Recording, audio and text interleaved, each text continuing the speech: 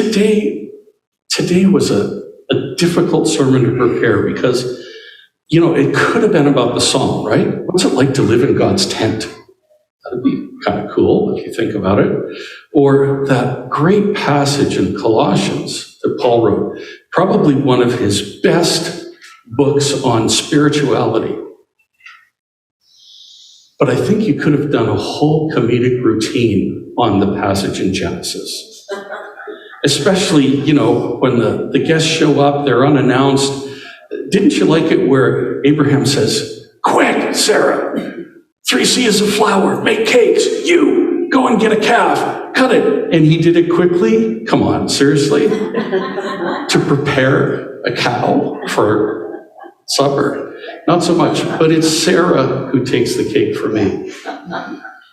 She hears what's being said and she laughs. And I'm sure it's one of those, can you see her behind the tent kind of listening and going, yeah, right. I'm used up and my husband is old. Those were her things. Now, for those of you who are in your 60s, 70s, 80s, 90s, they're older than you are. So she's legitimately saying this. See, it's good I didn't practice that comedic routine, right? So then she leaves, and then the guests say, well, you're still going to have a child. God's still going to make this work for you. Now, if you know the rest of the story, which we should probably save for another time, yeah, I guess we will. But you can see the ironies in all of this, and what it takes to live life in the Spirit. If you're 100, God may ask you to do something you don't think you're capable of. So maybe that's the sermon I should preach this morning. No matter what your age, God may ask you to do something you don't think you're capable of, but then go do it. But I decided not to do that. I decided that I wanted to use the word kibitzing because I've never used it in a sermon in almost 50 years.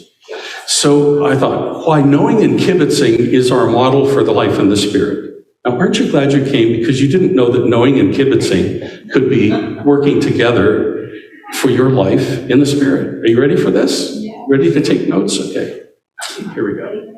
So we better define the term. So knowing comes from the Greek word gnosis, which means knowledge, able to discern from experience of the natural and or the spiritual world. And if you use the word epignosis, which Paul often uses, it means all kinds of knowledge, the full range of knowledge. Like if you're 60 or 70 or 80 years old, you've got a lot more knowledge than somebody who's maybe 20 or 30 or 40 years old. So epignosis is a great word for you. Well, there's a Hebrew equivalent as well, Doth. It almost sounds like Klingon. And when combined with understanding of that word tavuna, wisdom, chokmah, is the result. So there we go. That's knowing. Now, what about kibitzing? Where do you think kibitzing comes from? I wish Jim Livingston were here this morning, but he's out hiking someplace. Yeah, kibitzing. Do you know it's Yiddish, but from the German Kibitz? And it means annoying onlookers at a card game that amuse themselves at the player's expense. That's where it comes from. So you can imagine being out in Central Park, for example, and people are playing cards and people are standing around going, oh, I don't believe he's going to play that card, but not like saying it quietly, saying it out loud. And then people around who are saying, oh yeah, but don't worry because they have, a one-eyed jack or they have 3 kings. It's like, that'd be horrible to try to play a card game and that kind of, so this is where kibitzing comes from. But it also has its root in the behavior of certain kinds of birds that take over other birds' nests. So if you're in the habit of coming in and taking over a situation when you haven't been asked, you're a kibitzer.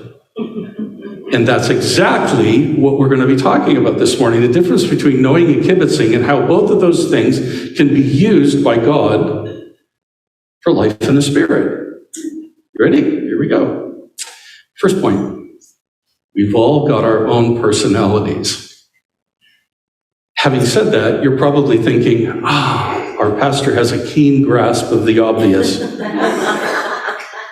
Now, as they went on their way, Jesus entered the village, and a woman named Martha welcomed Jesus into her house. She had a sister called Mary who sat or waited at the Lord's feet and listened to his teaching. Which brings up the question, are you a welcoming or a waiting personality? Or maybe another way of saying it, are you a kibitzing or a knowing personality? Do you see the difference between the two people? Martha was driven by the rules for hospitality in the books of Leviticus and Numbers. She knew what the Hebrew requirements were for guests who were coming. Same thing, by the way, happened in the Genesis passage this morning. Abraham knew what he should be doing. And if you're Italian, you also know these same rules. They've been passed down to you. You know, you're not expecting anybody. Somebody knocks on the door. You open the door. It's somebody with like 5 kids, and you go, look who's come for supper. Come in, come in. And everybody runs and gets dressed, and mom puts on food, or, you know, the all-day soup that's been going, the Italian wedding soup comes out on the table, and it looks like you were expecting it. Well, this didn't come out of nowhere. It came from the Old Testament. This is just the way people are. You know, in our culture, sometimes people come to the door, we open the door. What are you doing here?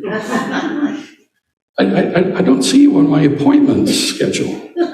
You're not in my phone. Why are you here? Could you come back at another time? Look, we're in the middle of watching Stranger Things. I can't quite do it this morning. Well, the welcoming personality, which sounds very inviting, sounds very hospitable, you're going to find in this story is about a woman who's anxious and distracted, and actually one of the words is disturbed. She's just really focused on making sure that everyone's taken care of. And this is usually where the sermon goes off the rails. Because what we are prone to do is say, Martha, you're not so good. But Mary, you're the good one. While all the time, the minister who's preaching it is a Martha. And most of the congregation are Marthas. Because we want to take care of people. We want to look after their needs. Right? But this sermon is not going to go off those rails. We're, I think, going to give a good balanced approach to this whole thing. So everyone has their own personality. Second, every personality has its practices. But Martha was distracted with much serving. So that sounds like a negative. And she desperately went up to him and said, Lord, do you not care that my sister has left me to serve alone? She didn't say like, Lord, do you not care that my sister has left me alone to serve? Tell her then to help me. I think it was a little more passionate. Lord? My guess is she actually stepped in front of Mary, who was over here, and Jesus was here. Lord, don't you realize that she's not doing her bit? Remember Leviticus says we need to take care of people. Remember Abraham and... No. She gives the appearance of being distracted and desperate. It's written right there in the text. And what gospel were we reading from this morning? Luke. What is Luke? Doctor. He's a medical doctor. What do medical doctors do? They diagnose situations. So when you go into the doctor's office, The doctor usually looks at you and says, "Hey, you're looking good," or, "Oh my God, what happened?" Right? The first thing is appearance. Now, in psychology, we can all suffer from what's called parataxic distortion. You know what that means? If you look good, you must be good. But that's not always the case, is it? That's why on Sunday morning, when you go up to people that you haven't seen all week, you're about ready to ask, "So how are you doing?" And you think, that question could get me in a lot of trouble. So you say, "Hi," or you give an air hug. Because if you ask, "How are you doing?" they could say, "Oh, I'm fine." And inside, you could be dying. You know that commercial on TV about the person who's kind of depressed? And they put up a smiley face on one of these little handheld things, but behind it, they're frowning. We even have a little cliche that says appearances are deceiving. We acknowledge the fact that sometimes we're not straightforward about our appearances. But Martha's appearance matches her behavior. She is distracted. That doesn't mean she's scattered. It means she's not paying attention to what Jesus is doing. Now, Jesus is on his way to Jerusalem, and that's going to mean suffering and death for him. So if Martha were an emotionally intelligent person, she'd be forgetting about the hospitality and sitting with Mary and trying to minister to Jesus' needs. Because isn't that really what care is about?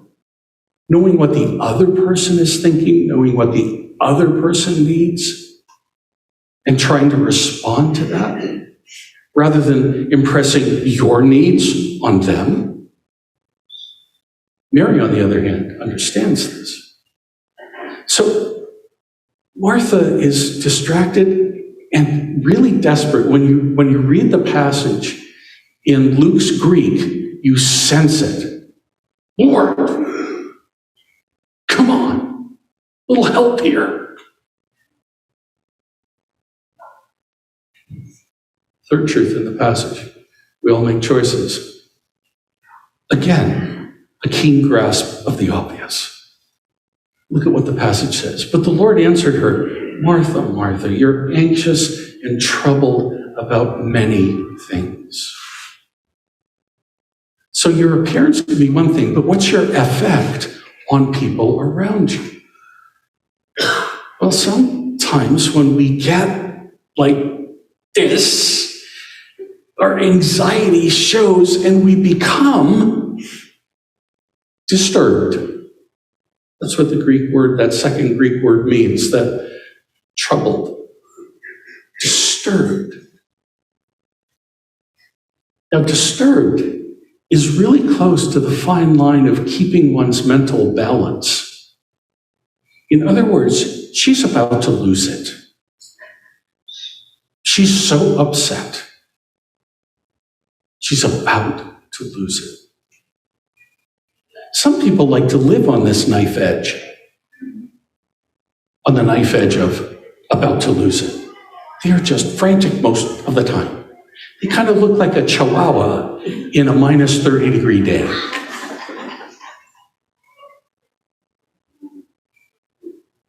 So not only do we have to be careful about our appearance, but our affect, but it tells you what's going on in a person's heart and in their mind. And usually at this situation, we want to do what trauma specialists talk about as diffusing the bomb. Because if we don't carefully unwire the bomb, boom, it goes up. People are damaged, lives are lost. So What do we do when God says, adjust?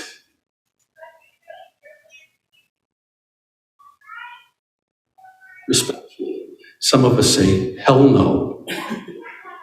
I'm not going to adjust. I'm used to this. This feels good. You're asking me to change my appearance, my affect? This is what's motivating for all the people around me. When I blow up, when I get mad, when I start to get anxious, people say, how can I help? How can I help? Mary, on the other hand, is just sitting there listening to Jesus. She's been there before. But one thing is necessary, Jesus says to Martha. Mary has chosen the good portion which will not be taken away from her. There's a lot of code in there. So what I did was I rewrote the Greek so that we might be able to understand it better. This is what Jesus is really saying. Mary makes the tiniest, in fact, the word is puny, one thing, puny. Mary makes the tiniest but excellent choices. And because of her diligence, what she gains is eternal and can never be snatched from her here on earth. I will buy that product any day.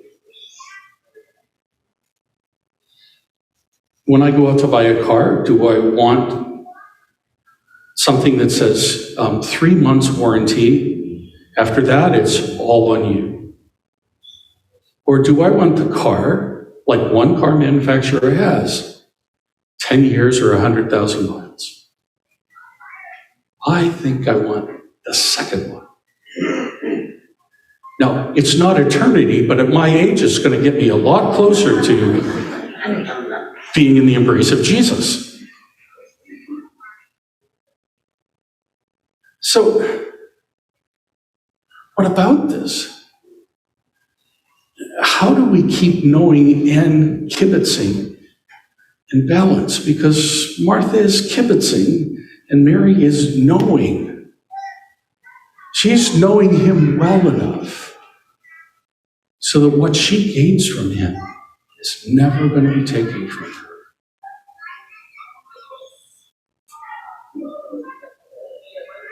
Well, why knowing and kibitzing is our model for life in the Spirit is we could preach the sermon and say that Martha the kibitzer,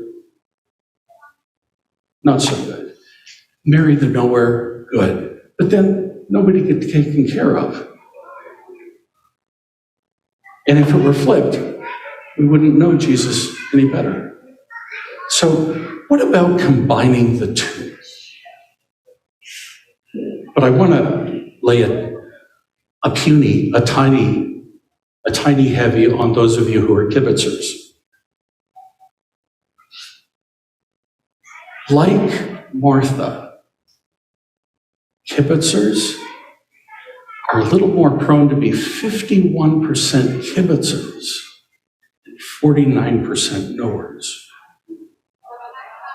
Now, you may have put yourself way farther along the scale, but I'm going to go with 51-49 right now. What if you made the small adjustment, or maybe the large adjustment, but what if you made the adjustment to spend a little more time getting to know Jesus rather than kibitzing about all the details?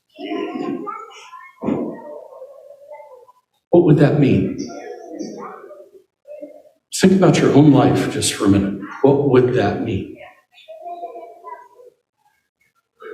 Would it mean getting up first thing and rather than reading your emails, take a few minutes to do morning prayer? And I mean just a few minutes. Even if you decide you're going to do family prayer, which is really a few minutes, would that begin to help you make a change to get to know Jesus a little bit better? How about rather than when you get in the car and flip on the radio to your favorite talk show host, maybe just click it off and use those few minutes to pray about what you read in morning prayer. Let's practice the passage in Genesis. Oh Lord, Help me not to feel like I'm so old that I can't be of any use to you. Use me today. When I get to the store, when I get to the doctor's office, when I get to my friend's house, when I get to work, use me today.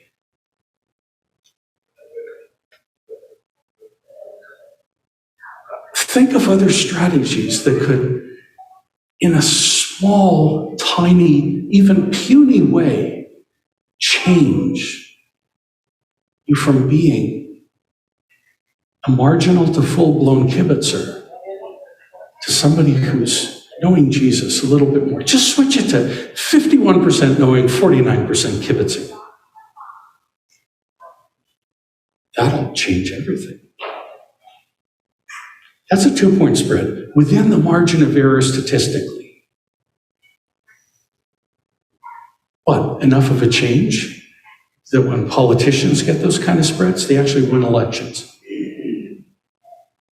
Tiny, incremental changes. One more suggestion. So you find yourself a perpetual kibitzer. Tap the person who you think loves you the most. I deliberately said it that way. I practiced it a long time to say it that way. Tap the person on the shoulder who you think loves you the most and say, I'm trying to make a change from being too much of a kibitzer to being a little bit more of a knower. Will you help me? You know what's going to happen?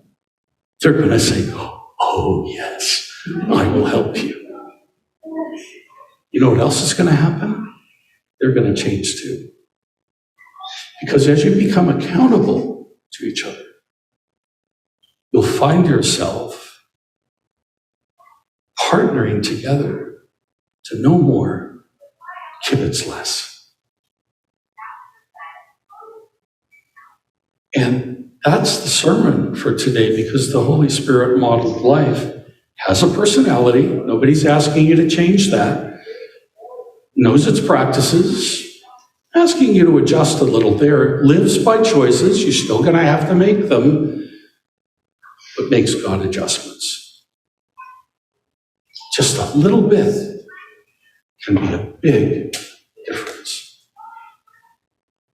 Final illustration. Do you remember when you were younger in economics class and they said, let us tell you about the miracle of compound interest? If you put just a little bit away on a regular basis, by the time you get to retirement age, you'll have $1.3 million, enough to buy 3 loaves of bread. But you'll have $1.3 million. That's what I was told. So guess what I did? Spent everything I got for a few years. And then one of those insurance guys came to see me and said, do you realize if you put away so much money, how old are you? You'll have $800,000. I said, where'd the $1.3 million go? And he said, well, what have you been doing with your money until now? Well, I've been spending it. Well, that's where it went. I lost $500,000 in the last 10 years because I didn't. Yeah, you did. And I still didn't buy his insurance policy. Now, where this is leading is, I'm not going to tell you that we're penniless and that we don't have savings. Yeah, we do. What if I had believed what was being said about an incremental change, an adjustment? I'd be better off today than I am. We'll all be better off if we make an incremental change, an adjustment. Do less kibitzing, more knowing. But do you see how even in that illustration about compound interest, kibitzing and knowing are related? If I know what the possibility can be, I'll kibitz to make sure that it works. That's what God asks us to do. Have a balance in our lives. But in that balance, shifted a little over more into knowing and kibitzing, we'll be in a much better shape.